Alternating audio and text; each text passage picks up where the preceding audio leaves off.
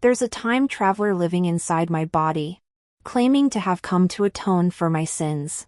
She made me obedient and humble, repaired my family relationships, and even married someone for me. But in the end, she met a gruesome fate. Her body left in pieces. But I was reborn. And I'm not the slightest bit kind. Welcome to my channel. If you like this story, please click to subscribe. There are more wonderful stories waiting for you to listen to. Chapter 1. The time traveler has occupied my body for 3 years. Counting the previous life, I haven't been in control of my own body for over 20 years. I touched my familiar face and smiled slightly. It's still more comfortable to look at myself. Princess. The Empress has summoned you to the palace. This girl, Lu Yi, has become even more disrespectful. She dares to look me straight in the eye and even her bow is half-hearted. Time traveler. What a useless person. She can't even teach a servant properly. I put down the hairpin in my hand, curved my lips into a smile, and said, "Kneel." Upon hearing this, Lu Yi looked up in surprise, her voice rising slightly. What have I done wrong? Why must I kneel? Her voice was sharp and unpleasant to the ears. I stood up and slapped her across the face. It seems I haven't set any rules for you in a while, making you think I'm an easygoing person. Tao Ji was specially trained for me by my father, the Emperor, and is the only female assassin in the entire realm. However, since coming to my side, she has been doing the work of a maid. But she is loyal and reliable, so she is still useful. Princess. I glanced at Lu Yi and said, "Take her to the courtyard and make her kneel there so everyone can see. If she still doesn't learn how to be a servant next time, you'd better watch your back." As for that woman in the palace who called me, how ridiculous! Since when did she have the right to call me around? You must know that I am my father's most beloved child. When I was born, the imperial advisor predicted that I would be the key to the stability of the country. When I was 1 month old, my father carried me to the hall of diligent government and raised me with his own hands. He taught me everything from reading and writing to the art of imperial governance. At 15, I already had the courage to kill an assassin who came to harm me. Even the current empress, my mother, was only elevated from a concubine to an empress because she gave birth to me. She has enjoyed unparalleled favor all these years. Still, I must go to the palace. You good for nothing. When did I send someone to find you? Why did you only come now? Do you have no respect for me? As soon as the virtuous empress saw me, she threw a cup of boiling tea at me and started cursing. The original time traveler was completely obedient to the virtuous empress, allowing her to beat and scold him, insisting on repairing this family relationship that never existed. You could have just said you repaired it and considered it a good deed. But I didn't expect the consort Xian to just use her as a tool to help her son seize the throne. Once her son ascended the throne, she immediately issued a secret order to kill her foolish daughter. In the end, she met a tragic fate, poisoned by the one she loved and dismembered by her own sister to feed the dogs. The time traveler was a fool, but I am not. Your Highness must have forgotten that I have never once regarded you as anything, I said. Upon hearing this, the Xian Fei froze, then erupted in fury. You wretch! Do you want to drive me to my death? She was trembling all over, looking as if she was extremely angry. I smiled and said indifferently, "It's better to die. What's the point of living?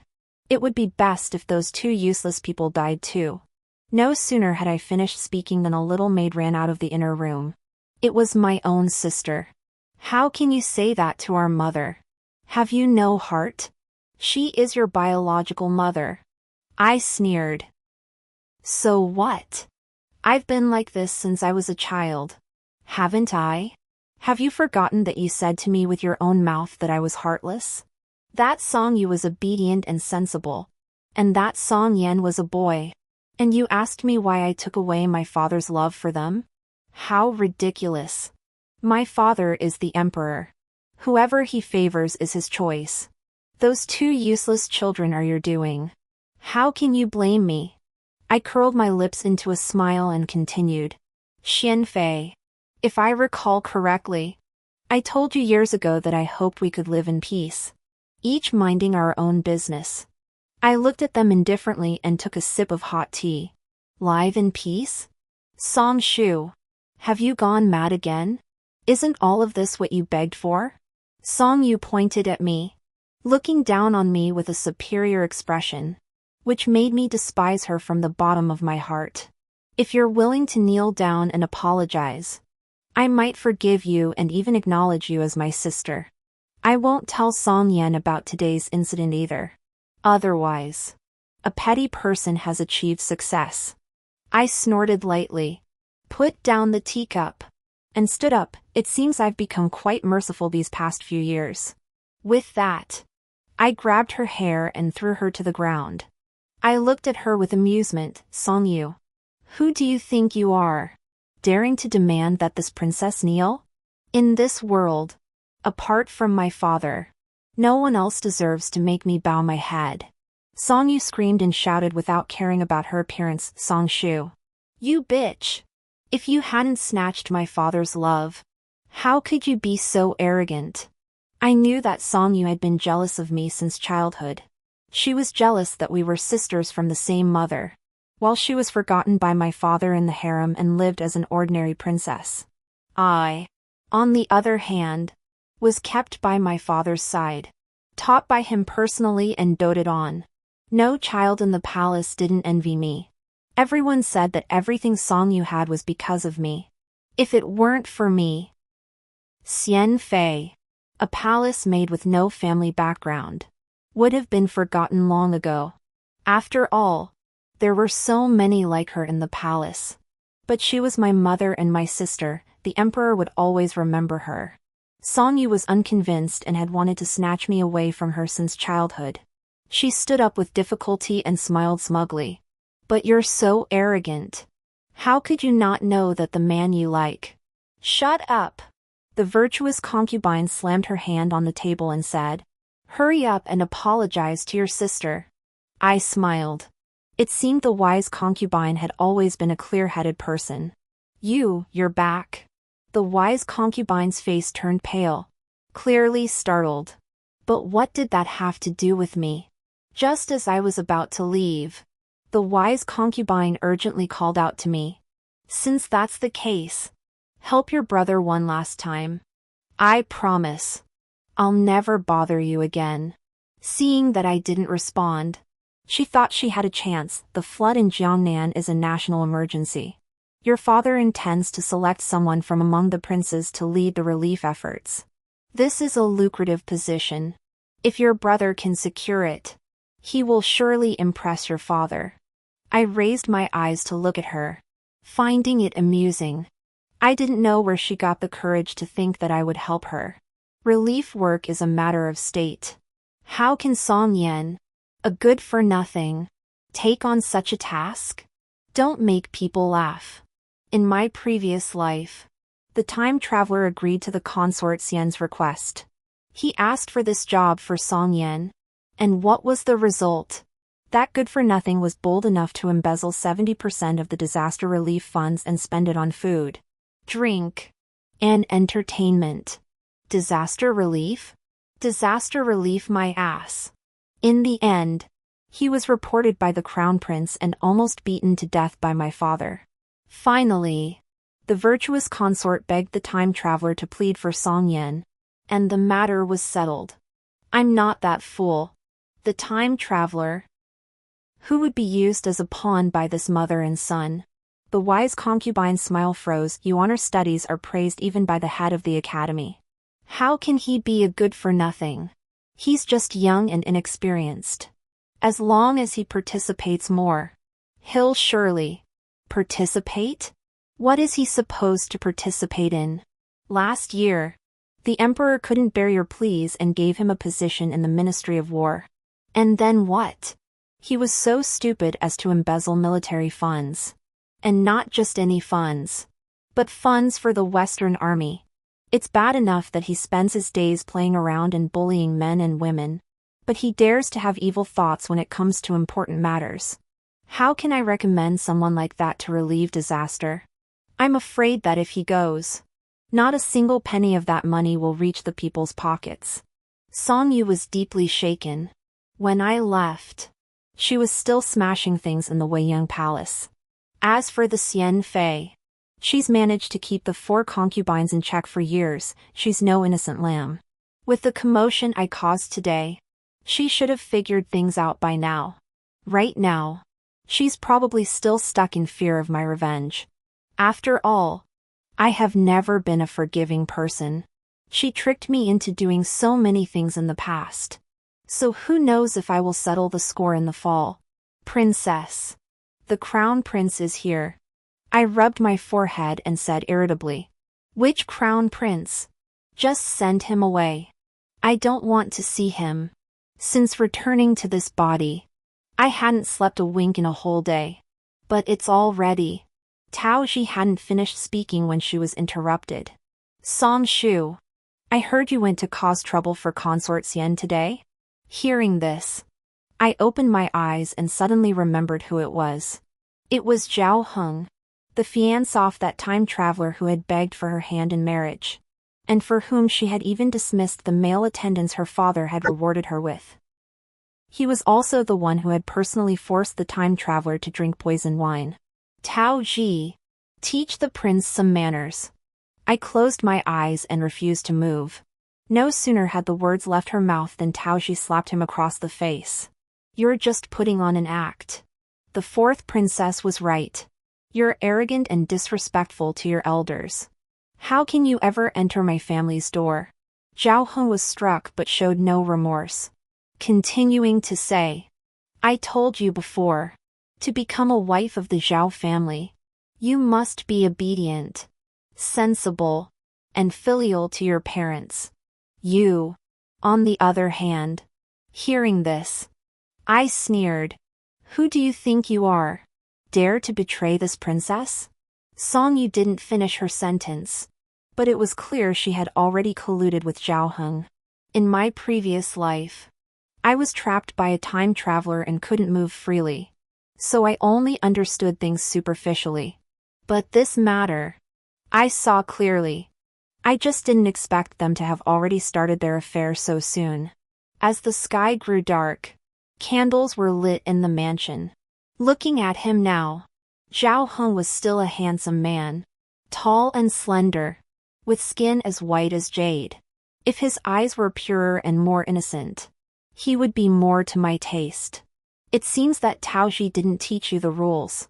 Then I'll have to teach you myself. I stretched lazily and walked slowly towards him. I pinched his chin, my grip so strong that he couldn't resist. This face is indeed something special. No wonder everyone likes him so much. I think he's not bad looking either. I had been practicing martial arts since elementary school, so I was much stronger than him. A scholar. With just one kick, he couldn't even get up. I stood on his chest, looking down at him mockingly. They say that the crown prince of the Wen Kingdom is upright and handsome. But seeing him today, he's just a pretty face. But his brain is so stupid. Even if he were reborn, he'd still be as dumb as a pig. Zhao Heng's face turned red. But he still stared at me unconvinced, as if he was going to kill me in the next second. Not convinced? It doesn't matter. I like stubborn people the most. Tao Ji, strip him naked and hang him at the gate of the Duke of Wen's mansion at midnight. Tomorrow, tell everyone to come and see. The next day, the entire city was in an uproar. The heir to the Wen Guogong was naked, more exposed than a prostitute in a brothel, hanging at the gate of the Wen Guogong mansion.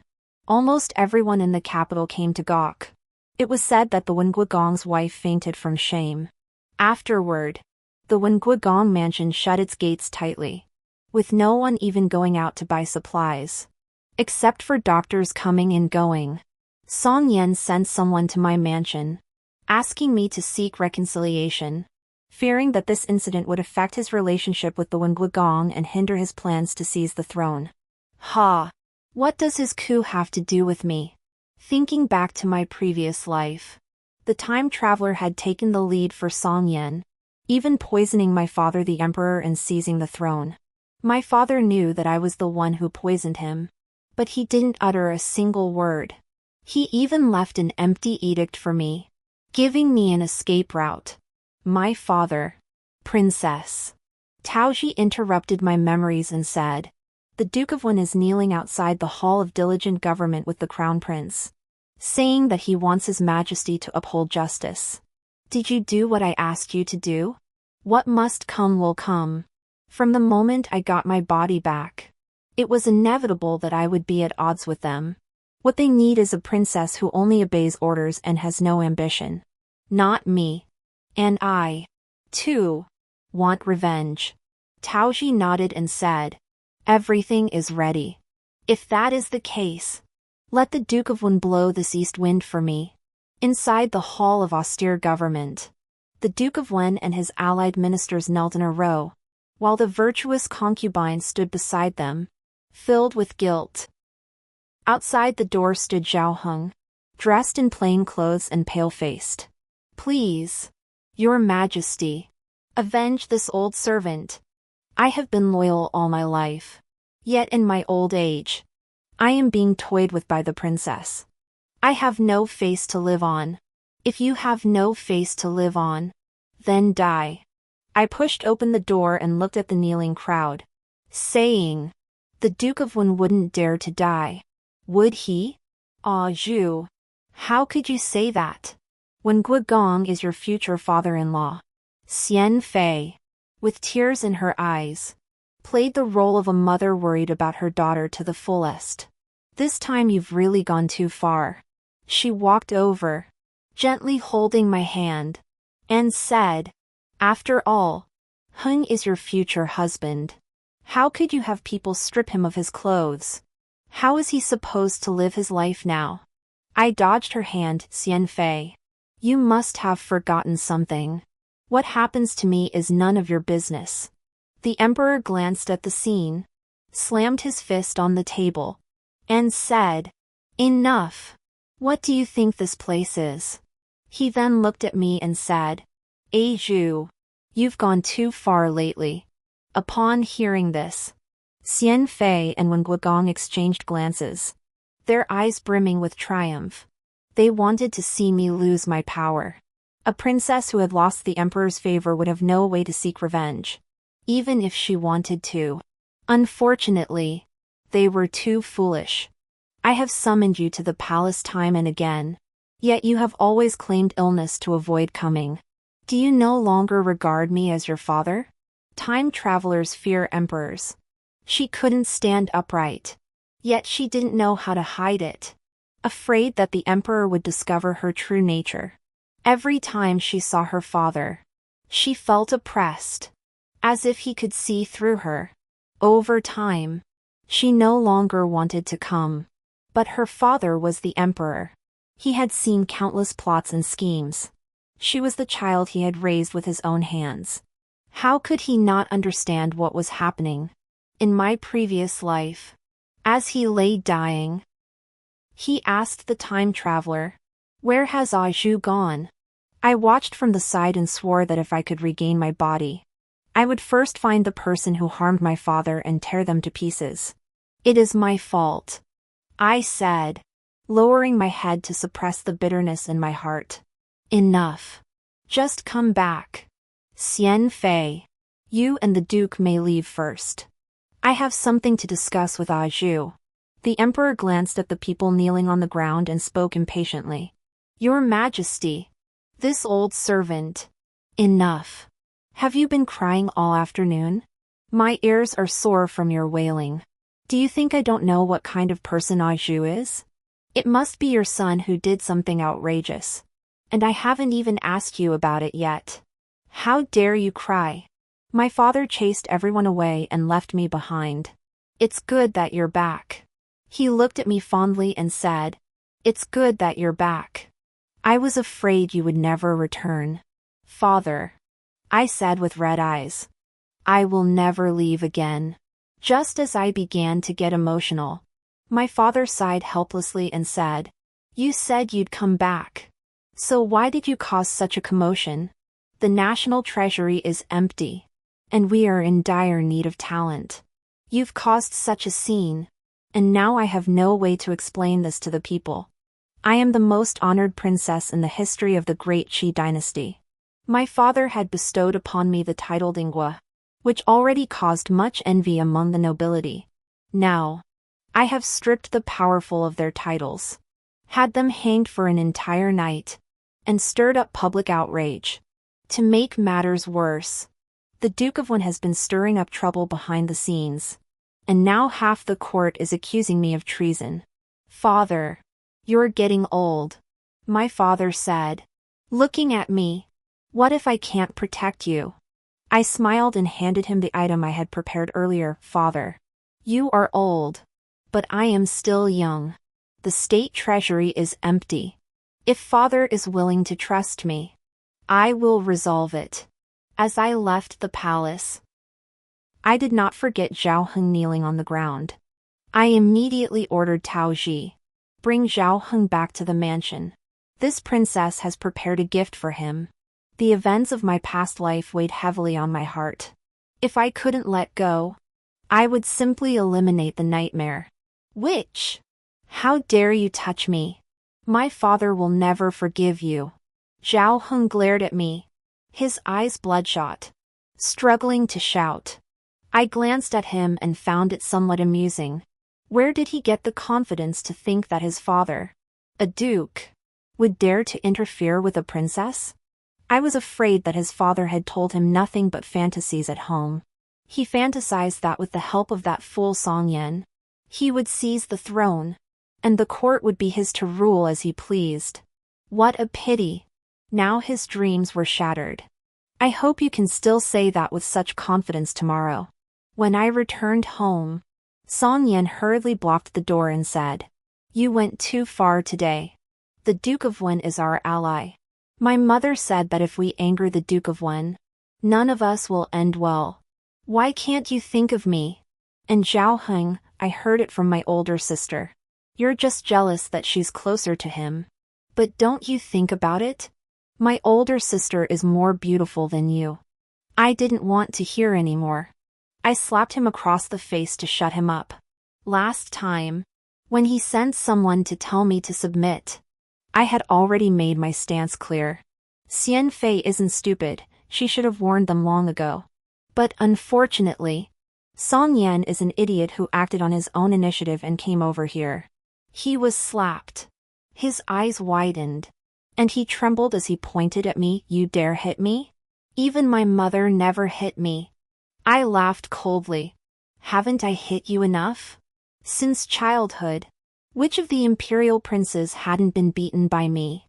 After only a few years of comfortable life, they had forgotten the fear of being dominated by me all those years. I took a few steps toward him, my eyes cold. It reminded him of his childhood, and he was instantly afraid. You. Don't come over here. If you dare to come over, I'll tell my mother. Tell her to. Tell her to punish you. I was truly shocked. How could someone so stupid be my own flesh and blood? I kicked him so hard he flew across the street, landing with a thud. He screamed in pain. Song Yan, if you're not thinking straight, go ask your mother. She knows who I am now. She's much clearer-headed than you. Who 7? Ba Song Yan was beaten back by me, and it is said that the virtuous empress went mad and smashed many bowls and cups. But none of that mattered. The wind of change had already begun, and I had to let everyone know of my return. That night, I took the token my father had given me and led the imperial guards to surround the Duke of Wen's mansion.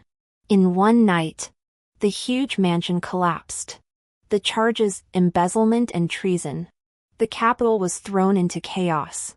And the Princess of Dingwa, who had been absent for 3 years, had returned. During those 3 years, the princess was known for her stubbornness and recklessness. even ruthless by nature. And a fool to boot. The court had been waiting for an opportunity to bring her down. But now, the case of the Duke of Wen's mansion was enough to prove that the princess who had beheaded enemies at the grand ceremony and commanded the court with authority had returned. If Princess Dingwa had not fallen from her horse and undergone a major change in personality, she would have officially entered the court long ago. But it was not too late now. I changed my clothes, entered the court, and said, "Father, the national treasury is empty. Seize the assets of a few corrupt officials, and we'll have money." The Duke of Wen looks upright and incorruptible, but his family's wealth surpasses even yours. After speaking, I scanned the room. Everyone was on edge. After all, few had clean hands. Your Royal Highness speaks out of turn. The speaker was the Emperor's eldest son and my second younger brother, Song Qin. He was also the person who hated me the most. After all, my biological mother, the virtuous concubine, was a palace maid who accompanied the Empress when she was a princess. Not only did she climb into the Emperor's bed, she also gave birth to me, a special daughter, and stole my father's love. Now there was also Song Yan who wanted to snatch things from him. Corruption is a serious crime, but few people dare to do it. Won't your words discourage these loyal ministers? Dismay? I looked at him and said word for word. I dare to say this because I have a reason. Unlike you, my brother, who just talks nonsense. You really are lucky. My sister. You've been fooling around for years. And now our father still has high hopes for you and has given you such a good opportunity to enter the court as an official. It's a pity that you are a woman and have no real power. Song Qin blocked me, his face fierce, and said, I wonder how the wise concubine could have given birth to such a reckless creature. A woman entering the imperial court? Unheard of. I scoffed. I'll be the first to do it. Do you have a problem with that? In his eyes, everything that happened today was because the Emperor favored me and was specially paving the way for me. My imperial brother was too arrogant. He would never admit that I was better than him. Humph. I'll just wait and see what you can do. Then you wait and see. Song Shu. Don't blame me for not warning you. The flood in Jiangnan is not an easy task. If you want to prove yourself, don't die out there. It was like starting all over again. Except for me. Nothing seemed to have changed. Song Qin was still the same as in his previous life, trying his best to refuse the disaster relief mission, not wanting to get involved in this mess. He had originally recommended someone from his own party to go, but I took it upon myself. The Duke of Wen was only a helping hand for me in the imperial court, so no one dared to say anything. After all, I still had a string of evidence in my hands. Who could guarantee that the next one to be investigated wouldn't be their own family? But this disaster relief mission was crucial for stabilizing public sentiment. After all, my ambitions were too great to remain confined to the court, where I might one day have to bow to one of my own brothers. Whether I live or die isn't something I can decide for myself. Is it? A powerful princess is an eyesore, but not a threat to the greater good. But a princess who dares to covet the throne will become the bane of everyone's existence, including the Song Qin before me. Think carefully, sister. Some things are not for a woman like you to meddle in. If you really want to get involved in that matter, don't blame your brothers for being ruthless. I turned back and gave him a defiant look. Sorry. I don't think much of you. To be precise, I don't think much of anyone. Before I left, my father called me. He said, the case involving the Duke of Wen has implicated many. What are your thoughts? There are many names on the list, involving half the court. Some of them are not beyond redemption. If I were to arrest them all, the court would collapse. Half the officials and generals would be imprisoned, and within days, the country would grind to a halt. I looked at my father and said, You can't have clear water without fish. Use the death of Wangwagong to shake up the court and let them know that we are not unaware of what they have done. We just haven't taken action. In the future, they will think twice before doing anything. Father, you said that a king rules the heavens and must focus on ruling the hearts of the people. With this combination of kindness and authority, the court will be calm for a while. My father sighed. You are more capable than any of your brothers. If they had your resolve, I could rest easy. He loved me and doted on me, and he didn't even stop me from entering the court. But he had no intention of letting me ascend to that position. I knew that once he was gone, he would do as he had done in his previous life and leave a blank edict to ensure that I would live a carefree life. But I would have to fight for anything more than that myself. As long as I have the ability, they don't have the ability to stand in my way. Right, father? Nonsense. You are a woman. I smiled and poured him another cup of hot tea. There's no rush. Father has plenty of time to see which of us children is the most suitable. But aren't you afraid I'll kill them all, leaving you with no choice? I dared to speak so boldly because I relied on the favor he had bestowed upon me. Father, he couldn't bear to kill me. After all, in this deep palace, I was the only child he had raised with his own hands, and the only one he could trust. Between us, we never spoke of ruler and subject, only of father and daughter. This was the promise he had made to me. He did not drink the tea, but simply looked at me. I don't know what you've been through, but this throne is not something you can take just because I agree. The civil and military officials, the people of the realm, none of them will allow a woman to ascend to this position. This is an act of treason. You are my child. And they are too. I am old now, all I want is for everyone to live in peace. Even tigers grow old. When one grows old, the heart grows old as well. Your father was even more bloody back then, and he paved the way with his life. Of course, I will leave you the best things so that you can live your life without restrictions and no one will dare to provoke you. Even future emperors will give you 3 points. But what good is that? I touched the scar on my hand and said, that's not what I want. I will fight for what I want. Fight with what I taught you. In the end, my father said nothing. He sat in the dim candlelight, finally looking like a man in his twilight years. His back bent.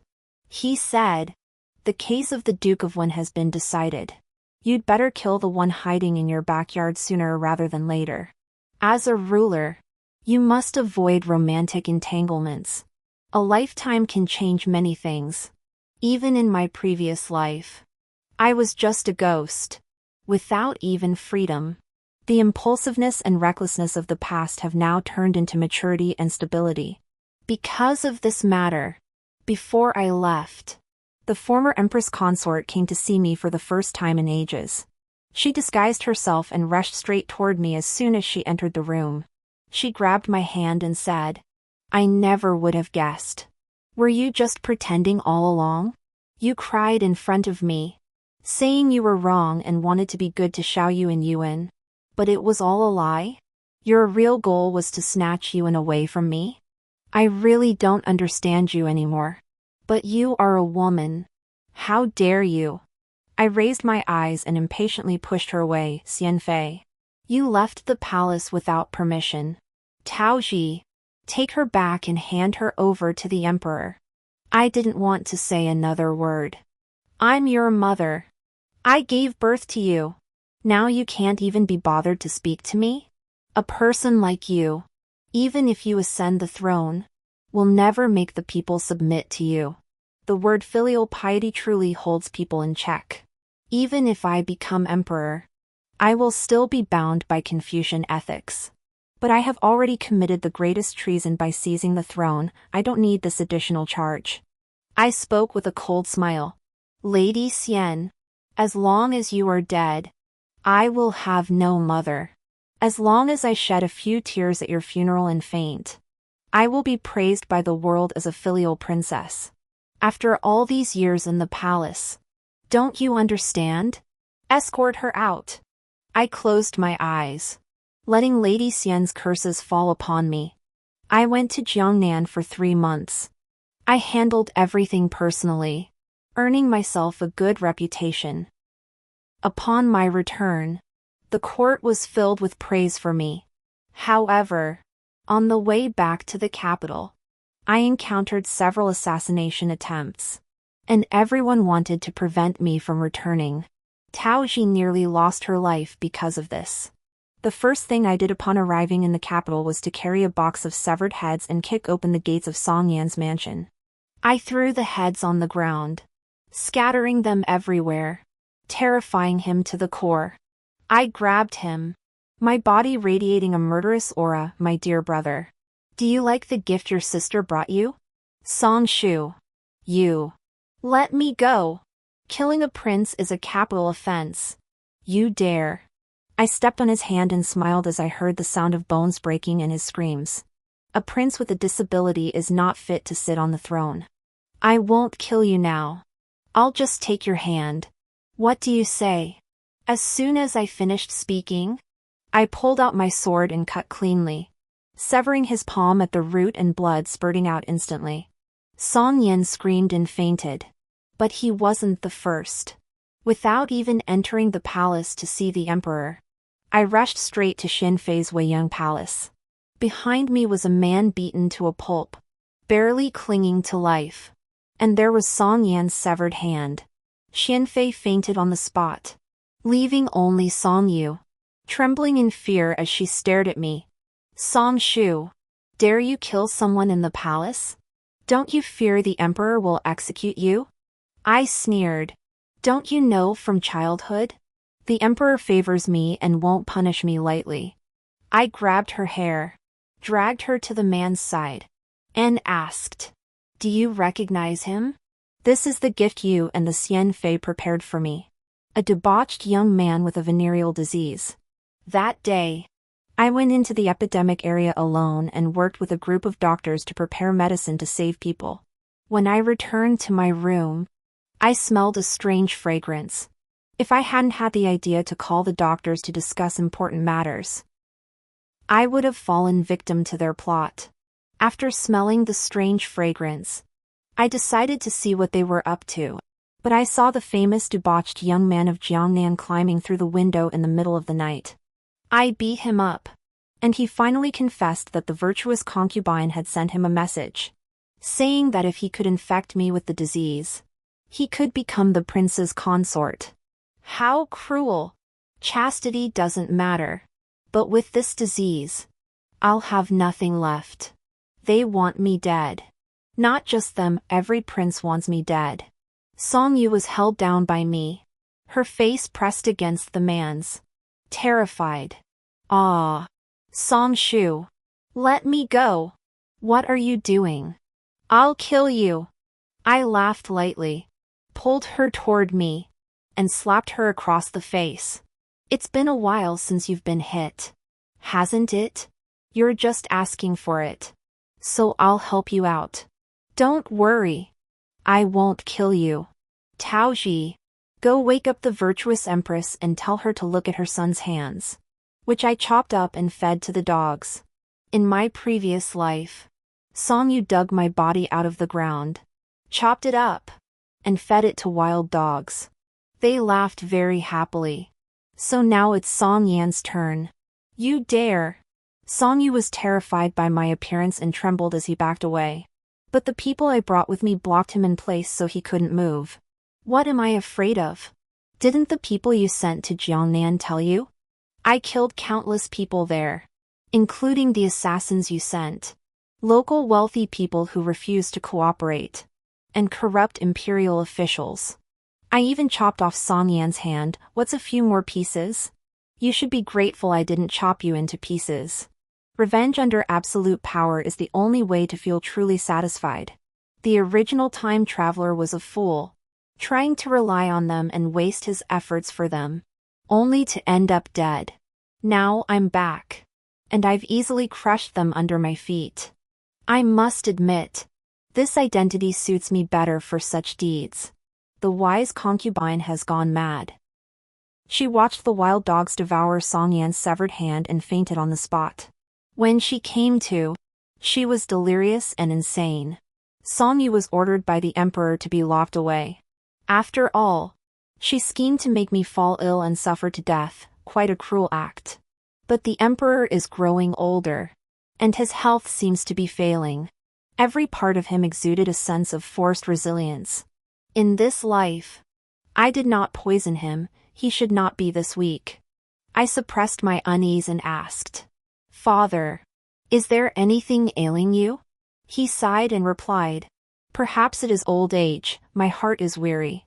Zhu, have you seen or experienced anything out there? Your father also loved to visit the common people in my early years.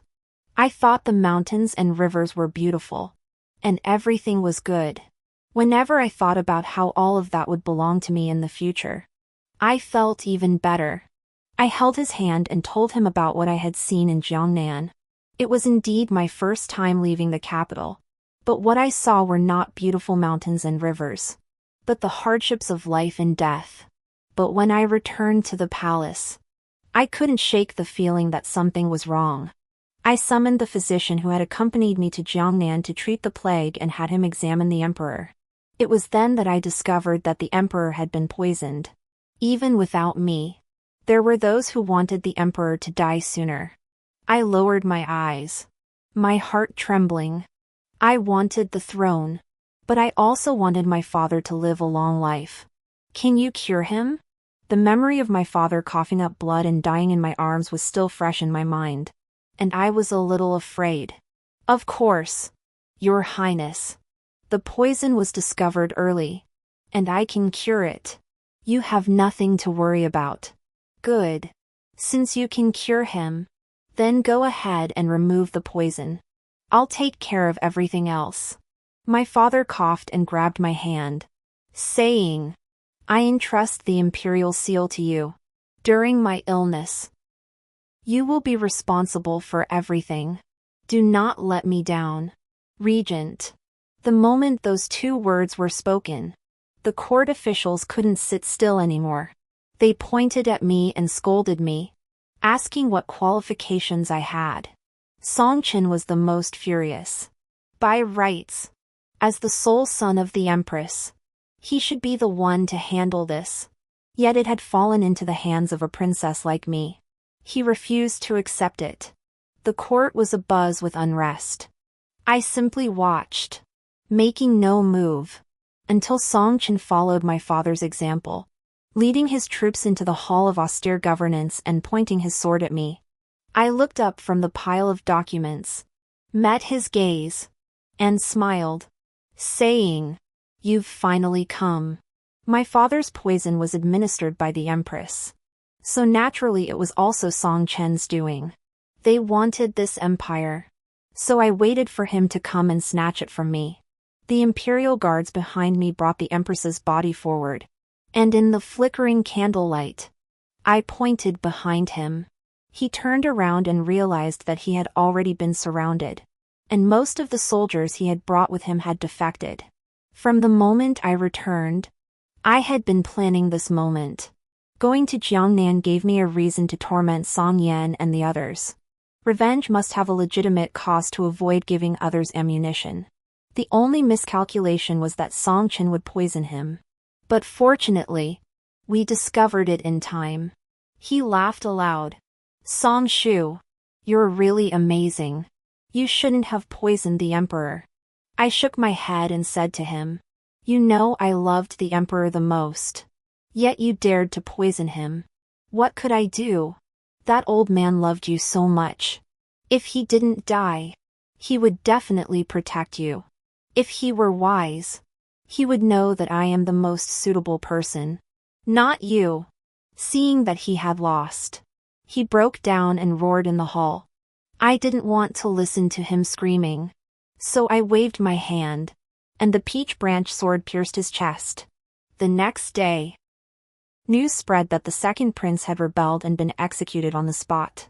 My father finally handed over the throne to me and retired to the palace to live out his days. He said, To be poisoned by my own son in my old age, what a failure I am as a man. But this illness has given me a taste of leisure. And it's time for me to rest. On the night I ascended the throne, a body was discovered in the mansion. The body was in such a state that it was unrecognizable, having been bitten by wild dogs and snakes until even the face was unrecognizable.